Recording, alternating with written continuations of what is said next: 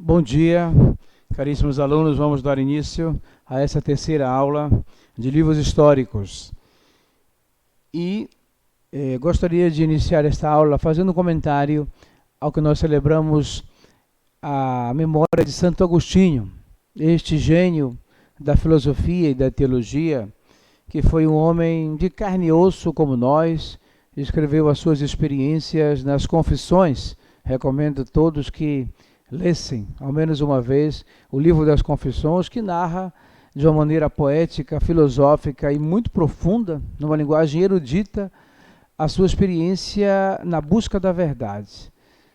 No ofício das leituras próprio do dia do Santo Agostinho, bispo e doutor da Igreja, ele narra a sua conversão. E tem o final, que é aquele poema, Tarde Te Amei, que eu vou ler para vocês, só comentando que todo estudo teológico deve ter esta finalidade, este fim último, né? Buscar a sabedoria que é o próprio Cristo, né? A sabedoria personificada, encarnada em Jesus Cristo, prometida no Antigo Testamento.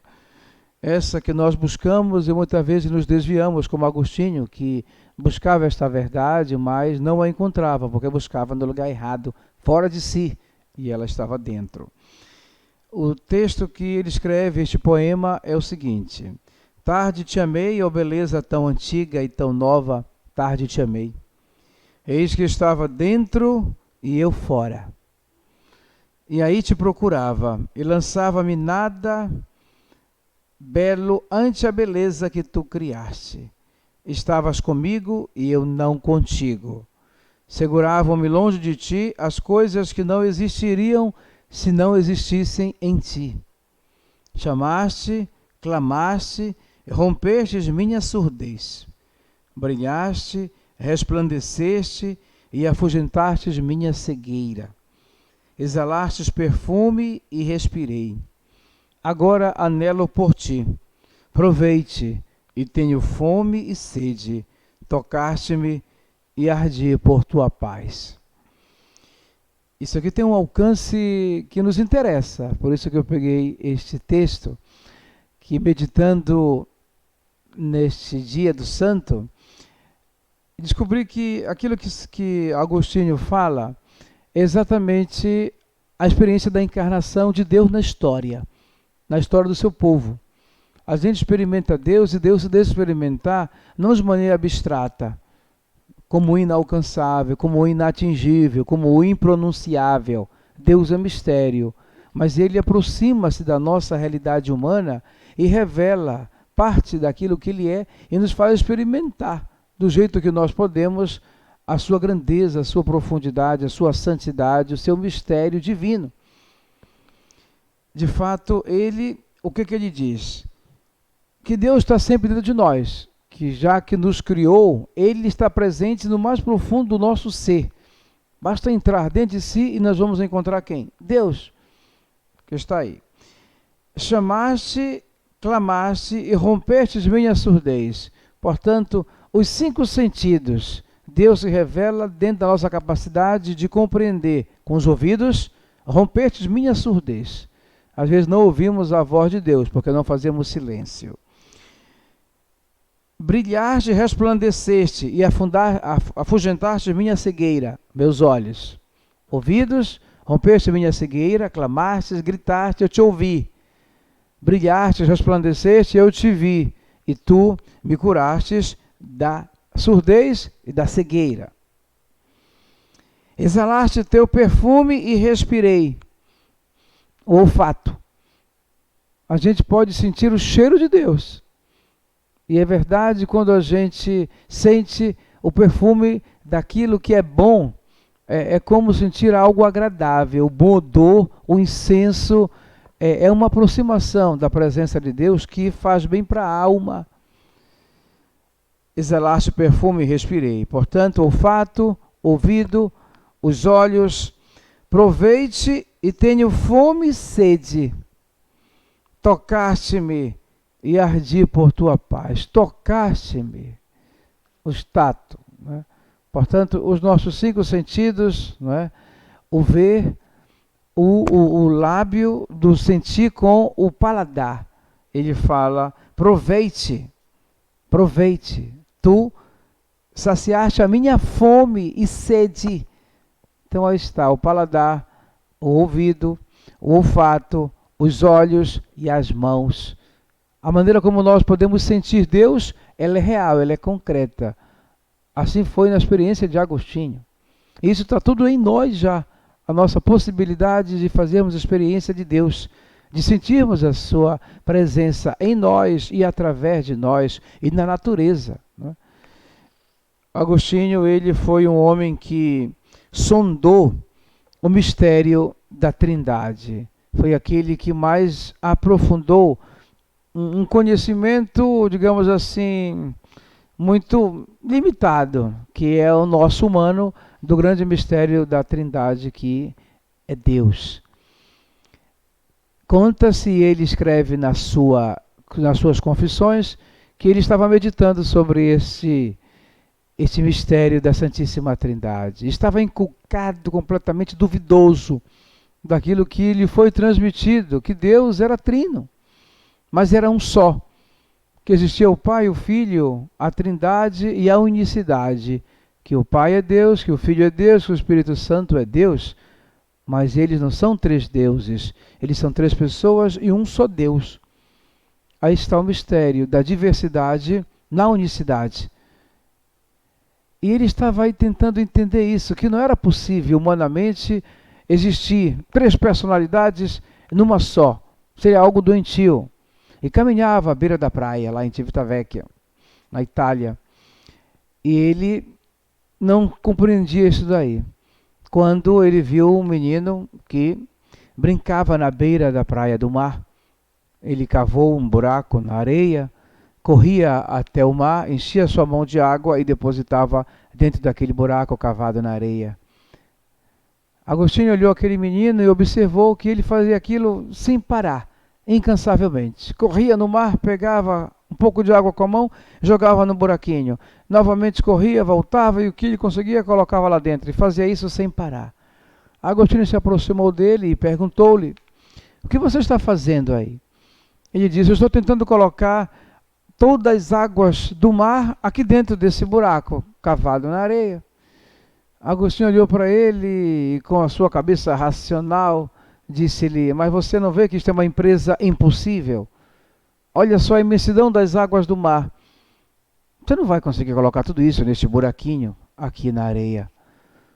Aquele menino se levanta, e parecia ser um anjo, e responde-lhe, assim como eu não vou conseguir colocar a imensidão das águas do mar nesse buraquinho, você não vai conseguir compreender a imensidão do mistério da Trindade nesse buraquinho que é a tua cabeça. Daí ele compreendeu que o mistério não se explica, não é racional, é para se contemplar. Também recomendo vocês lerem a carta do Papa Bento XVI, não, do Papa João Paulo II, que é Fé e Razão. A fé, ela não elimina a razão. Ela exige a razão, a compreensão pela nossa capacidade, limitada, mas capaz de compreender Deus. Dentro da nossa busca, encontramos esse Deus. E o trabalho teológico é isso. E nós estudamos a história porque vemos que, de alguma forma, a história narrada, ela é salvífica, querigmática, confessional. Ela não é a busca da veracidade dos fatos acontecidos, mas a interpretação deles à luz da fé, da revelação. Ela é salvífica. O objetivo dela, o foco, a meta da história narrada, que é uma compilação de fatos acontecidos muito tempo antes de quem escreveu, e compilou, costurou aqueles pedaços de escritos, a intenção é revelar que Deus salva, que Deus se revela para nos salvar. É salvífica. Portanto, quem procurasse uma história verdadeira não vai encontrar, vai se decepcionar. Por isso que nós vamos, ainda nesta aula, continuar essa introdução da história deuteronomista. Eu enviei para vocês já devem ter em mão, podem fotocopiar para ler, são leituras complementares, 3 artigos. Um é esse Deuteronômio, portal da história deuteronomista. A primeira nota dele, que está aqui, é desse autor brasileiro, Cássio Murilo Dias da Silva. Ele apresenta, nesta nota, tudo aquilo que foi escrito ultimamente sobre a história deuteronomista. E a pesquisa ela é recente e ainda muito polêmica, porque quem fala de Pentateuco, Hexateuco, Heptateuco, a história que está se descobrindo, né? O Deuteronômio é o portal da história de Israel. O Pentateuco ele foi uma composição para que Moisés, que disse que era o autor, estabeleceu em forma de 5 livros, né? Penta é uma coleção que é o Gênesis, Êxodo, Número e Levítico. Isso aí compõe a história das origens. O Deuteronômio já praticamente não faz parte do Pentateuco. Ele é a introdução para a história. Porque toda a história do livro de Josué, Juízes, Reis, Esdras e Neemias, e as novelas de Judite, Esté, elas todas falam da história inspirada na aliança que Deus fez no Deuteronômio. Do capítulo 12 ao 26, como nós já falamos, narra essa revelação de Deus à história. Portanto, esse artigo ele é muito interessante, que nós vamos também tratá-lo aqui. É bom que vocês leiam. E é complemento daquilo que não se pode dizer aqui, para não ficar tão pesada e tão extensa esta aula. O outro artigo que eu enviei é a chamada História Deuteronomista. É esse livro de Thomas Homer, que é um livro de 2008, na verdade, tradução. E aqui é uma resenha do livro. Para não ler o livro todo, aqui está uma resenha daquilo que o autor faz questionamento sobre essa história. Quem escreve é Pedro Kramer. Este artigo também nos apresenta a introdução sociológica, histórica e literária da obra deuteronomista. Tá? Vale a pena ler também porque fala dos pioneiros na investigação desta história que está presente nos livros históricos, né? Como também o livro das crônicas. Ele vai fazer essa diferença aqui. Então, eu já li, por isso que muitas vezes eu falo de coisas que já estão contidas aqui. Recomendo vocês lerem. Outro artigo que eu enviei é Novas Definições Terminológicas para Entender a História de Israel. O que nós já falamos na primeira aula sobre a categoria de história, o que Israel compreendia como história, o que o Médio Oriente compreendia como história e o que a modernidade compreende como história. São coisas bem diferentes.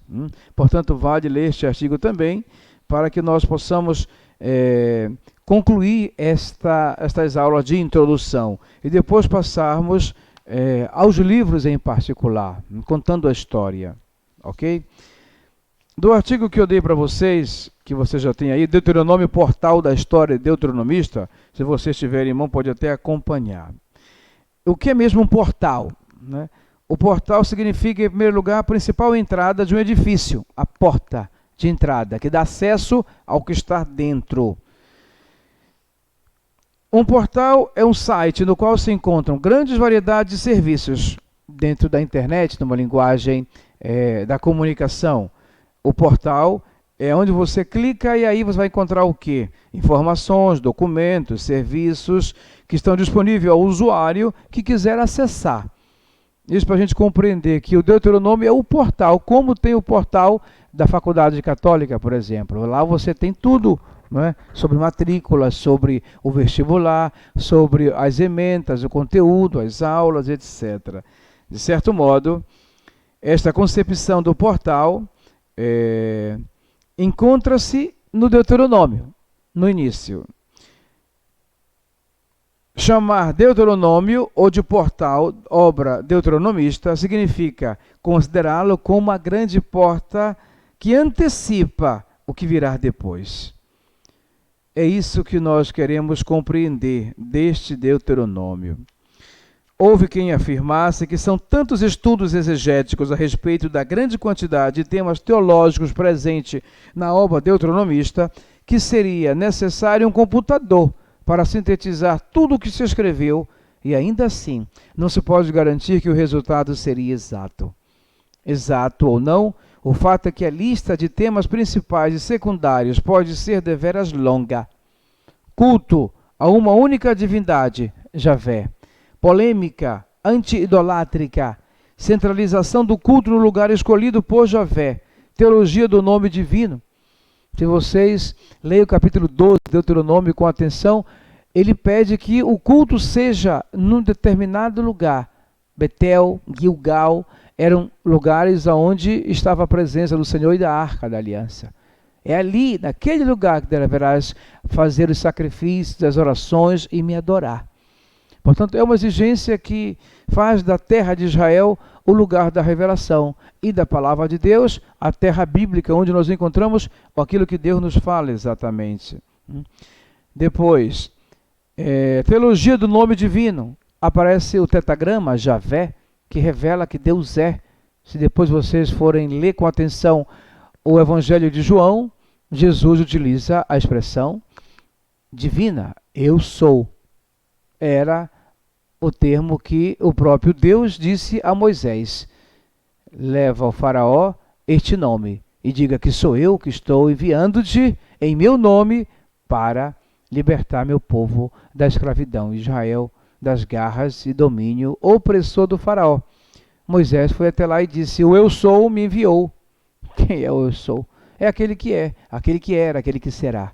Jesus é apresentado no Evangelho de João como aquele que é. Eu sou o pão da vida, eu sou a luz do mundo, eu sou a ressurreição e a vida, eu sou a porta, eu sou o bom pastor, eu sou a água, eu sou a luz do mundo. Tem muitas definições lá, porque ele não fala quem é exatamente, mas ele fala atributos daquilo que ele é. Exatamente, Deus, ele é, e revela-se pela sua ação na nossa história, do que nós podemos compreender dele. Por isso é pedagógica a revelação de Deus. Por isso que tem muita compreensão de um Deus parecido com os deuses dos pagãos. Violento, Senhor dos exércitos, El Shaddai, poderoso, que manda se vingar, que manda cortar a cabeça dos profetas que adoram ídolos como Baal, né? A idolatria, a busca da magia, da adivinhação, substituir Deus por outros deuses, tudo isso era muito presente pela ação de Deus e influenciou muito a religião de Israel. Outro tema presente dentro do Deuteronômio, Êxodo e aliança. Observância e traição da lei, o que eu acabei de falar. A terra conquistada, herdada, tem uma terra prometida, mas tem que ser conquistada com luta, com batalha. Tudo isso é simbólico, é analógico. É um modelo de que nós temos que conquistar a terra prometida, que é a eternidade. Esta conquista, ela não está feita. A vida inteira estamos em luta, em batalha contra o inimigo, né, até chegarmos ao novo céu, uma nova terra, a Jerusalém celeste. Nós somos o novo povo de Deus. Estamos sempre peregrinando no deserto para alcançar a Jerusalém, a Sião eterna. Aquela que São Paulo fala, nós somos concidadãos do céu, aqui somos estrangeiros, estamos em construção. Somos pedras de uma construção, cujo corpo místico é Cristo, que é a cabeça. Mas nós estamos peregrinos caminhando para a terra prometida.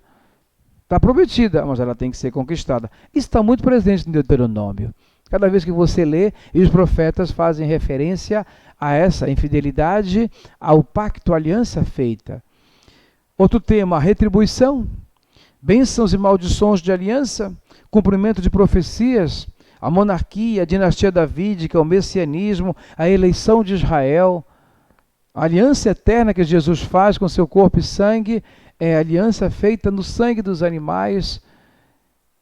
Além de longa e certamente incompleta, essa lista é um pouco artificial, não só porque a nomenclatura não deriva diretamente do texto bíblico, mas principalmente porque os temas são tão interligados que por vezes é difícil distingui-los e separá-los. E tem muita repetição nesses livros do Deuteronômio. Repetição porque se vê que foram escritos por autores diferentes, em épocas diferentes e depois costurados. Podemos ver que são temas que se apresentam e depois você volta a encontrá-los novamente. Como que eu já vi isso já foi dito, mas é dito de outra forma e até mesmo em outro lugar. Daí a gente vê que a intenção deles é revelar o que Deus tem.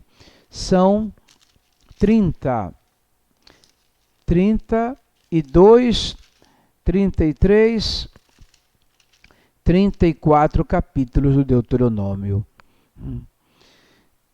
Acrescente-se a isso o fato de que todo o tema teológico é de alguma maneira aplicado a situações concretas.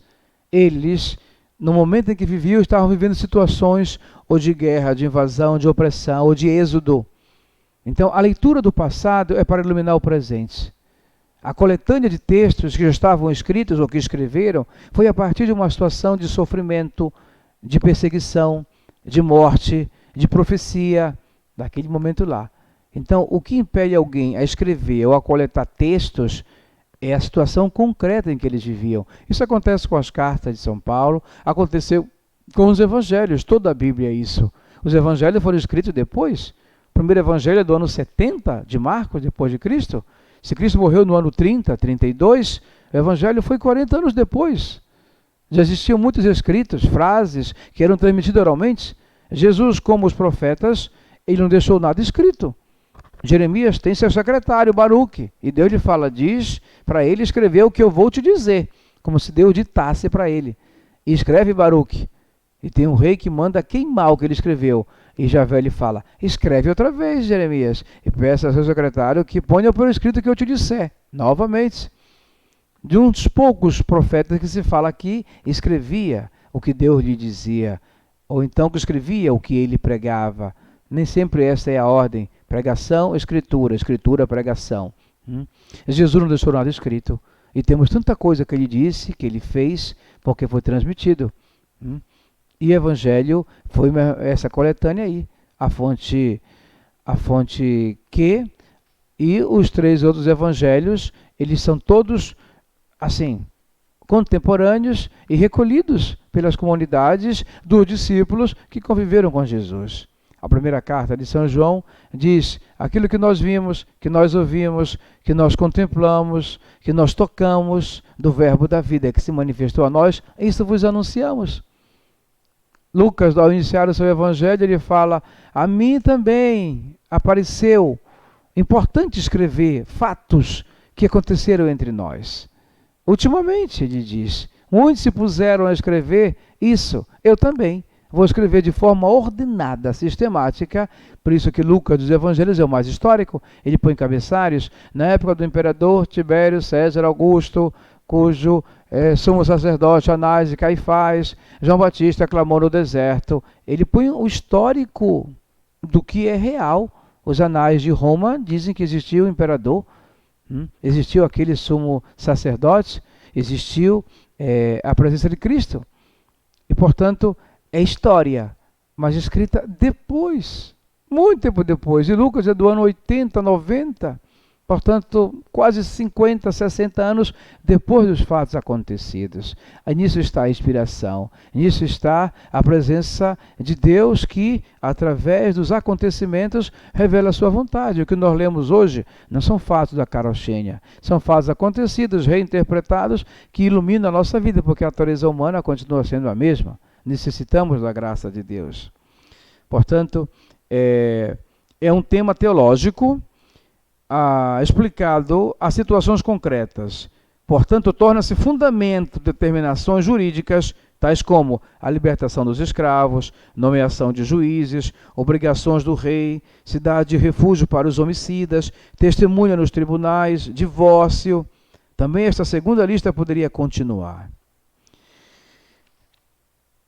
Nesse artigo, temos aí que o único santuário e a presença de Javé é dita no Deuteronômio no capítulo 12, versículos de 2 a 28. Seria bom que vocês lessem, porque isso é um do tema central do Deuteronômio. Capítulo 12, versículos de 2 a 28. E começa assim. Deverias destruir todos os lugares em que as nações que ireis conquistar tinham servido aos seus deuses, sobre os altos montes, porque sempre construía esse templo na montanha. Então tinha templo de pagãos em tantas outras montanhas e montes, sobre as colinas e sobre toda árvore verdejante, até sobre as árvores eles adoravam ídolos. Demolirei seus altares, despedaçarei suas estelas. Até hoje se encontra estelas, que é um pedaço de mármore, um bloco só, em que eles talhavam alguma escrita, o nome do Deus, ou memória de uma batalha, de uma vitória, ou alguma coisa que eles traziam como para fixar, cravado na pedra, a memória que respondia a algo importante para o povo, né? Um fracasso, uma vitória, e se encontra até hoje na arqueologia essas pedras de várias civilizações de todo o Médio Oriente. Então ele fala aqui, despedaçarei suas estelas, queimarei seus postes sagrados, esmagareis os ídolos dos seus deuses, fazendo com que o nome deles desapareça de tal lugar. Em relação a Javé, vosso Deus, não agireis deste modo. Pelo contrário, buscá-lo-eis somente no lugar que Javé, vosso Deus, houver escolhido, dentre todas as vossas tribos, para aí colocar o seu nome e aí fazê-lo habitar.